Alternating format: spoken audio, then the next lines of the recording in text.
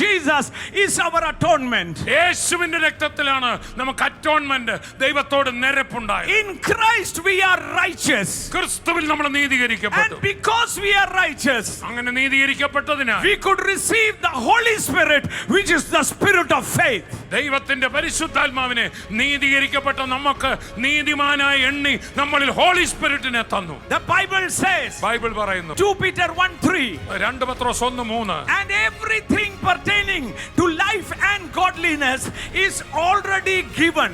ജീവനും ഭക്തിക്കും വേണ്ടിയതൊക്കെയും തന്റെ പരിജ്ഞാനത്തിലൂടെ തന്നു കഴിഞ്ഞു. That is unmerited favor. That is grace which we did not. He called us. He chose us. He opened our eyes to be called children of God. അതെ, നമുക്ക് അർഹതയില്ലാത്ത ലഭിച്ച ദൈവത്തിന്റെ ദാനമായ കൃപയാ. നമ്മുടെ ഒരു ഗുണം കൊണ്ട് കിട്ടിയതല്ല. അവൻ കൃപയാൽ പാപിയും ദോഷിയുമായി നിന്നെ എന്നെ വിടുവിച്ചതാണ്. അതിനായി നമുക്ക് കർത്താവിനെ സ്തുതിക്കാം.